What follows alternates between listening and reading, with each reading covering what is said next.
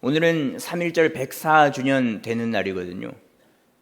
인사를 제가 안 하기로 약속을 했는데 오늘은 인사를 하고 시작하겠습니다. 대한독립 만세! 고맙습니다. 저희 나라는 1910년부터 1945년까지 35년이라는 일제강점기 속에서 살아왔었습니다.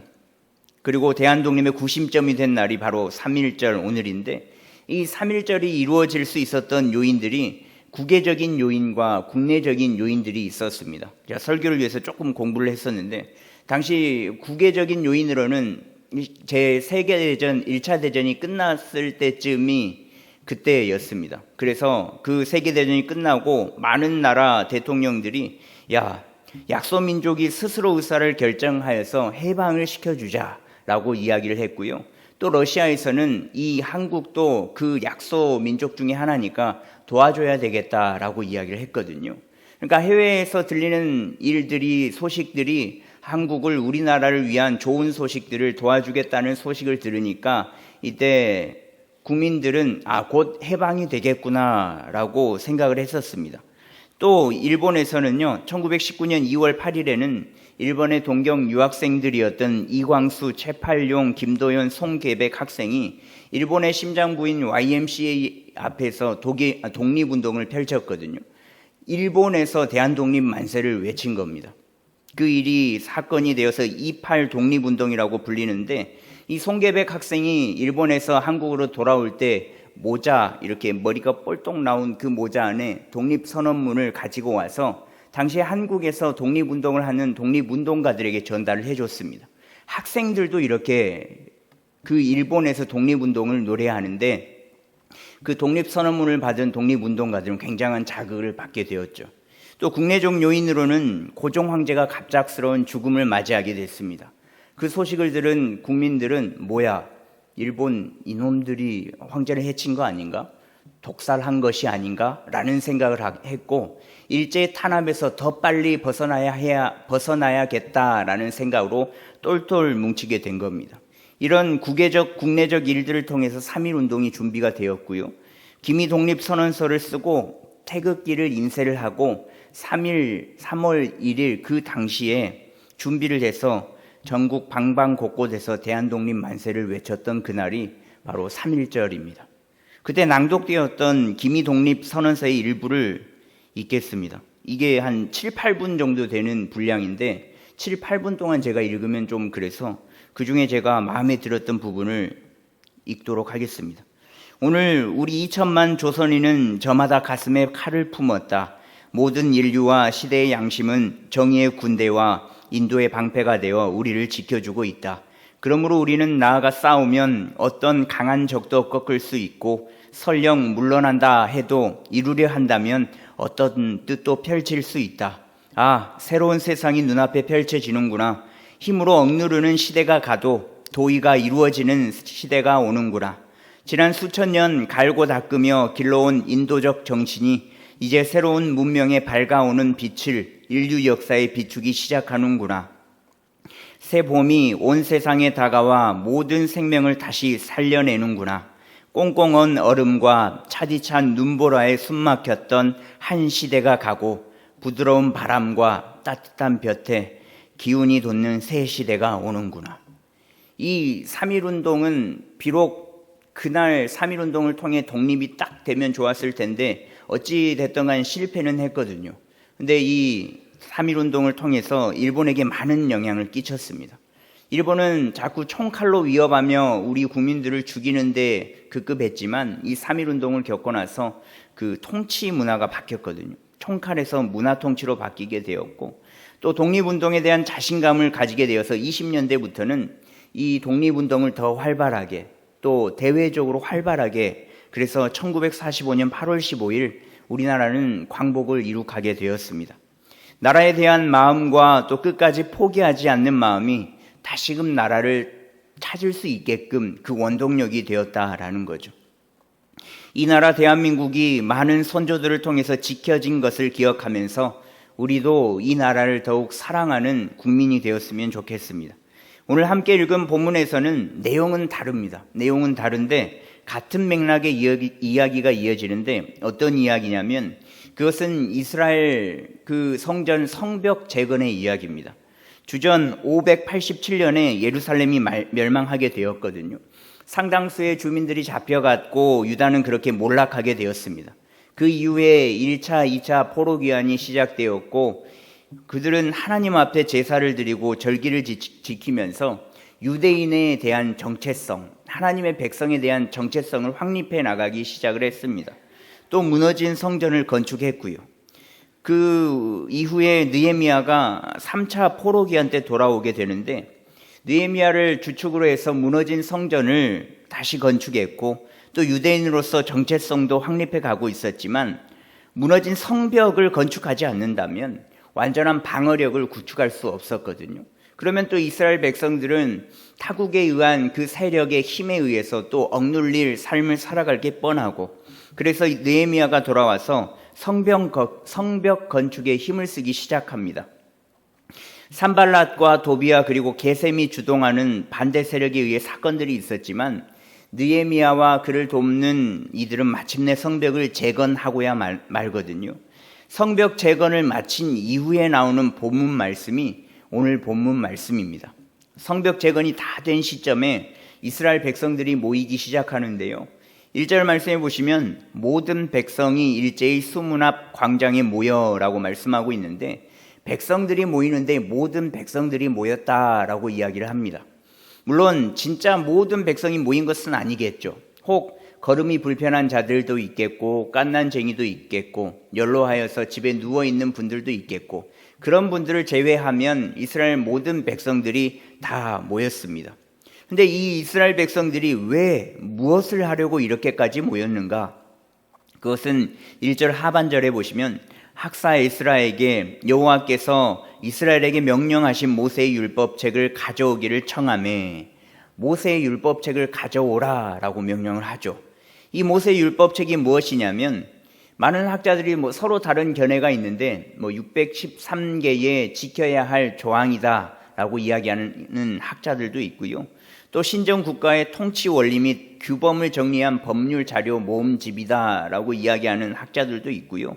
또 모세의 근원을 둔 제사와 관련된 제반사항을 정리한 율법서다라고 보는 견해들도 있는데요. 그러나 보통 많은 학자들은 모세의 율법책을 모세의 오경이다라고 이야기들을 합니다. 에스라는 지켜야 할 조항이 되었든 또 법률 자료가 되었든 모세의 오경이 되었든 간에 중요한 것은 이 하나님 중심으로 써내려간 모세의 율법책을 가지고 오라라고 명령을 한 겁니다. 이 율법책을 가지고 에스라가 회중 앞으로 나갑니다. 알아들을 만한 모든 사람들이 그 앞에 있었거든요. 그 회중 앞에서 그 율법책을 읽기 시작하는데 새벽부터 정오까지 읽습니다. 읽기 시작한 정확한 시간은 알 수는 없지만 아마 어둠이 사라지고 빛이 밝아오는 새벽 미명쯤부터 정오까지 읽기 시작한 거죠. 하나님의 율법이 그들 가운데 울려 퍼지기 시작했습니다. 읽을 때 듣는 이들은 그 소리에 귀를 기울였고요. 에스라가 읽기 시작했을 때 모든 백성들이 자리에서 일어나거든요. 일어난다라는 것은 의미가 있는데 단순히 일어난다라는 의미를 넘어서서 복종과 경외, 섬김의 자세를 갖는다라는 것을 의미합니다. 그러니까 이스라엘 백성들은 단순히 하나님의 그 율법책의 말씀을 듣고 끝내는 것에 그치는 게 아니라 그 율법책을 낭독된 그 말씀을 듣고 선포된 말씀을 듣고 우리가 다시금 하나님의 말씀을 경외하겠다, 복종하겠다라는 의미에서 다 같이 자리에서 일어난 것을 알 수 있습니다. 하나님께서 선민으로 불러주셨고 하나님의 나라로 세워주셨지만 하나님을 등진 모습 때문에 그들이 멸망하지 않았습니까? 이제는 다시금 그런 일을 없기를 바라는 마음으로 앞으로는 그 하나님을 더 잘 믿어보겠다는 마음으로 듣는 것에 그치는 것이 아니고 순종하며 지키겠다라는 마음으로 일어난 겁니다. 모세의 율법책을 낭독하기 전에 에스라는 하나님을 먼저 송축한다라고 나오는데요. 송축하다라는 원어의 의미가 찬양하다라는 의미와 함께 무릎을 꿇다라는 의미가 있습니다. 그러니까 에스라는 율법책을 손에 들고 무릎을 꿇고 하나님을 인정하는 모습을 먼저 보이고 율법책을 낭독하기 시작을 하거든요. 이 모습에 백성들은 손을 번쩍 들고 아멘 아멘 화답을 하는 모습을, 또 고개를 푹 숙여 땅에 닿을 것 같이 고개를 숙이는 모습을 볼 수 있습니다. 이 모습은 백성들도 동일하게 여호와 하나님을 경배합니다, 찬양합니다 라는 의미가 담겨져 있거든요. 그 뒤에 내용이 이어지는데 9절의 말씀에 보시면 하나님의 율법책을 낭독하고 그 뜻을 해석하여 백성에게 그 낭독하는 것을 다 깨닫게 하니 율법책을 낭독하기 시작합니다. 낭독하는데 약간의 통역이 필요했습니다. 당시 민중 언어는 아람어였는데 율법은 히브리어로 써져 있었거든요. 그래서 학자 에스라는 능통한 자이기에 히브리어를 원어로 읽었고, 또 옆에서 함께 도와주던 레위인들은 그 말을 듣고 아람어로 대신 번역을 해 준 것을 알 수 있습니다. 그래서 일반 백성들이 율법을 깨달을 수 있도록 해 주었거든요. 백성들이 모세의 율법책을 알아들을 수 있는 언어로 들었을 때 백성들은 9절 말씀에 보시면 백성이 율법의 말씀을 듣고 다 우는지라. 처음에 에스라가 히브리 말로 했을 때는 저게 무슨 말일까라는 생각이 잠겼다가 또 옆에서 곁에서 돕는 레위인들이 통역을 해주니 그 하나님의 율법책에 담긴 말씀을 듣고 울기 시작합니다. 한 명이 우는 게 아니라 거기에 있는 모든 사람들이 울기 시작하거든요. 그것도 찔끔찔끔 소리를 죽여가면서 우는 게 아니고 누가 볼세라 눈물을 훔치면서 우는 게 아니고, 여기서 울다라는 단어는 대성통곡하다라는 의미가 있거든요. 이들은 하나님의 말씀이 모세 율법책의 그 내용을 듣는 순간 대성통곡을 하며 울기 시작한 겁니다. 그러면 왜 이스라엘 백성들이 이렇게 그 모세 율법책의 내용을 듣고 대성통곡을 하였을까? 이 율법책이 슬픈 내용이 적혀져 있는 걸까? 모세 율법책은 이 내용은 슬픈 내용은 아니었을 겁니다. 아까 말씀드렸듯 보통 모세오경이다라고 이야기를 한다라고 했잖아요. 모세오경은 여러분들도 알다시피 창세기부터 신명기까지가 모세오경으로 보는데, 창조 때부터 약속의 땅에 들어가기 전까지 모세의 죽음까지를 나타내는 내용이 수록되어 있음을 여러분들도 잘 아실 겁니다. 근데 이 이야기가 막 슬픈 내용은 아니잖아요. 읽어보면 너무 슬프다 막 이렇게 이야기할 정도로 슬픈 이야기가 아니에요. 그리고 막 하하호호 웃으면서 읽을 그렇게 재미있는 이야기도 아니거든요. 광야에서의 내용은 제사에 대한 내용과 더불어서 하나님의 말씀을 지키지 못한 이야기, 또 죄를 지었음에 징계를 받는 이야기, 약간 무섭기도 하고 또 지켜야 할 법들에 대해서 주된 내용을 이룩하고 있거든요.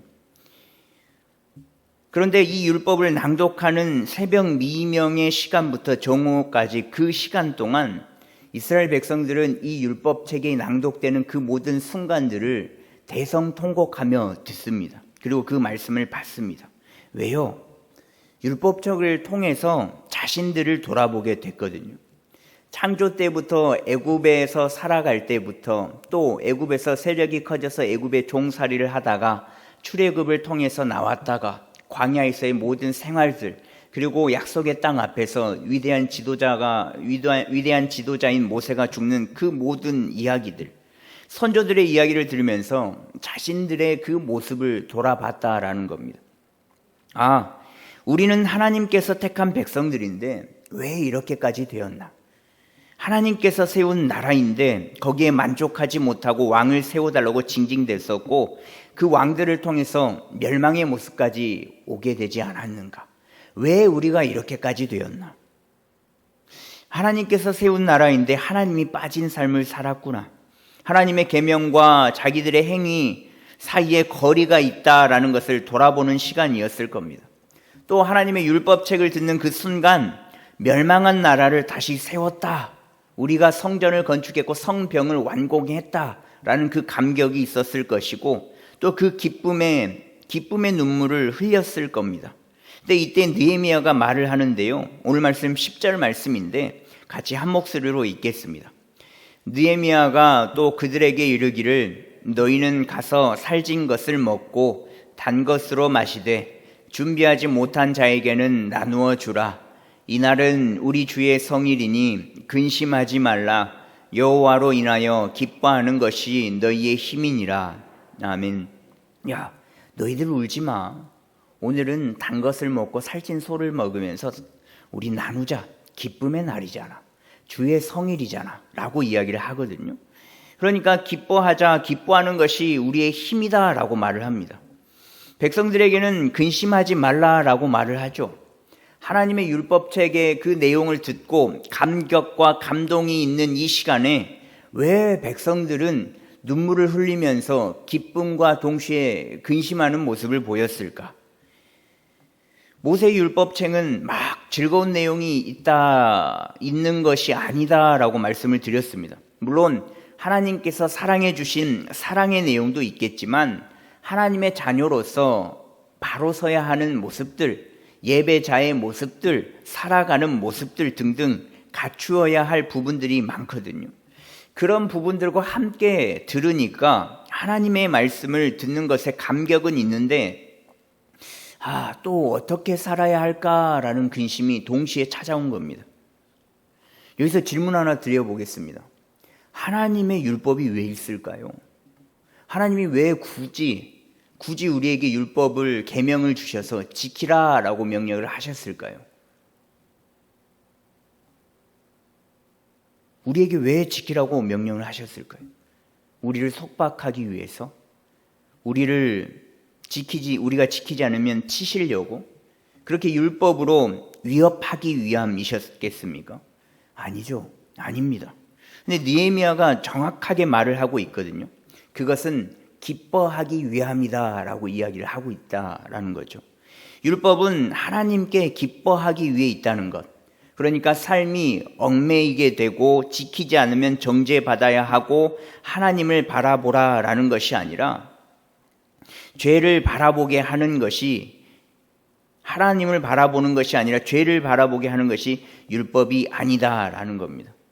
그런데 그 안에서 율법을 주신 이유는 하나님을 발견하고 참 기쁨과 즐거움을 누리기 위한 것이 율법이다라는 거예요.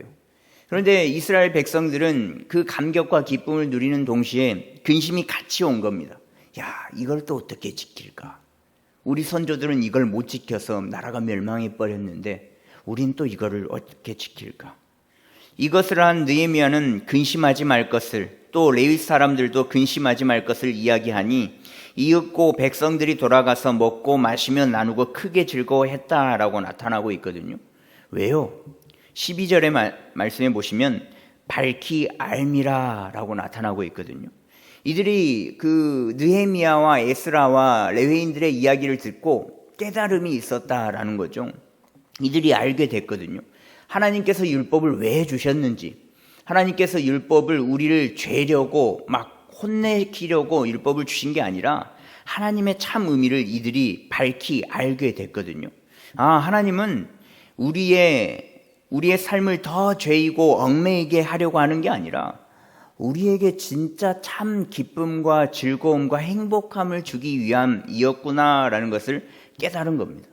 이 뜻을 깨달았을 때 이들은 크게 즐거워할 수 있었거든요. 근데 이스라엘 백성들의 모습을 보면, 여러분들 아마 성경 말씀을 보면 얘네들 왜 이래? 아이고 안타깝다, 그런 생각이 아마 많이들 드실 겁니다. 와, 하나님께서 직접 택한 백성들이요, 하나님께서 세우신 나라인데 왜 저렇게밖에 못할까? 안타깝다. 아이고, 뒤에는 이런 내용이 나오는데 참, 나 같으면 이렇게 했을 텐데, 그런 생각들을 아마 많이 할 겁니다. 또 직접적으로 하나님의 음성을 듣는 지도자도 있고요, 또 그 하나님의 명령을 따르기만 하면 너무 즐겁고 행복하고 일평생에 너무 기쁨이 가득할 텐데 왜 저럴까? 즐겁지 않을까? 하나님이 다스리면 걱정이 없지 않을까? 하나님이 인도해 주시는데, 그런 생각들을 아마 하실 겁니다. 그런데 여러분들이 이스라엘 백성이 안 돼 봤잖아요. 저도 이스라엘 백성이 안 돼 봤어요. 그러니까 그들의 마음을 모르는 겁니다. 그들의 삶 속에서 분명 문제가 있었을 겁니다. 평안할 때면 평안함 속에서 문제가 있고, 어려울 때면 어려울 때의 문제가 있고, 또 수많은 상황과 환경 속에서 하나님이 함께 하셔도 그 안에서 문제가 있었다라는 거죠. 그래서 위대한 지도자인 모세의 누이인 미리암은 모세를 비방했었잖아요. 민수기 12장 2절 말씀에 보시면 여호와께서 모세와만 말씀하셨느냐 우리와도 말씀하지 아니하셨느냐. 야, 너만 하나님 알아? 너만 하나님 음성을 들어? 나도 듣고 너도 듣고 우리 모두가 듣는데 네가 얼마나 대단한 사람이야? 라고 이야기를 하는 거거든요. 하나님의 그 음성을 듣는 사람들을 시기 질투하는 마음들이 생겨났을 수도 있고, 또 하나님께서 복을 주시는데 그 복이 내 복이 작은 것 같으니까 서로 다투기도 하고, 분명 하나님께서 통치하는 선민이요 나라인데 그 안에서 불만과 불평이 나오기 시작하니까 그게 걷잡을 수 없게 되었다라는 거죠. 수많은 감정들로 인해서 평안하면 평안한 대로 문제가 생기고 어려우면 어려운 대로 문제가 생기는 겁니다. 그런 문제가 생길 수 있다라는 거죠. 그런데 이스라엘 백성들은 나라가 멸망한 이후에 성전 재건과 또 성벽을 재건한 이후에 가장 먼저 다른 행동을 취한 게 아니라 모세의 율법책을 가지고 와라, 하나님의 말씀을 가지고 와라.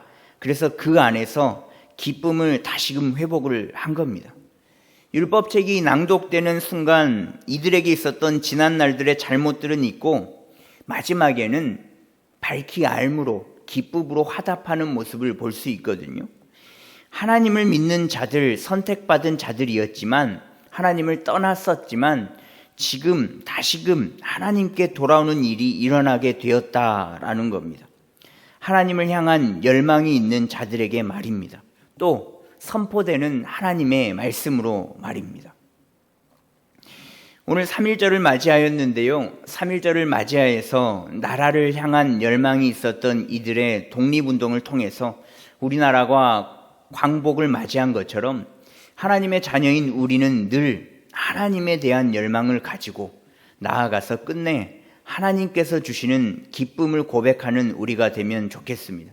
비록 지금의 상황과 환경이 진짜 나라가 멸망한 것처럼, 나라가 멸망한 것 같은 이스라엘 백성들의 삶처럼 처참한 상황과 환경일지라도 모든 것이 회복되어 율법책을 낭독하며 하나님을 찾았던 그 이스라엘 백성들의 모습들이 우리의 모습이 되면 좋겠습니다. 무너진 삶의 모습 속에서 무너져버린 믿음과 신앙에 하나님으로 인해 다시금 세워지고 또 기쁨이 회복되는 우리의 믿음과 삶이 되었으면 좋겠습니다. 그래서 하나님의 말씀이 부담감으로 다가올 수 있고 또 지키지 못한 그 안타까움으로 다가올 수 있고 여러 모습으로 나를 짓누르고 마음을 어렵게 할 수 있으나 밝히 알을 통해서 하나님의 말씀은, 하나님의 율법은 나를 억누르려는 게 아니라 내 안에서 참 자유를 주기 위하여서 있다라는 것을 깨닫고 늘 그 하나님의 말씀으로 참 기쁨을 누리는 저와 여러분들의 삶이 되었으면 좋겠습니다. 끝까지 하나님을 붙잡는 사람은 하나님께서 끝까지 포기하지 않으십니다. 끝내 기쁨의 노래를 부를 수 있으니 하나님으로 이겨내는 우리 모두가 되기를 간절히 소망합니다.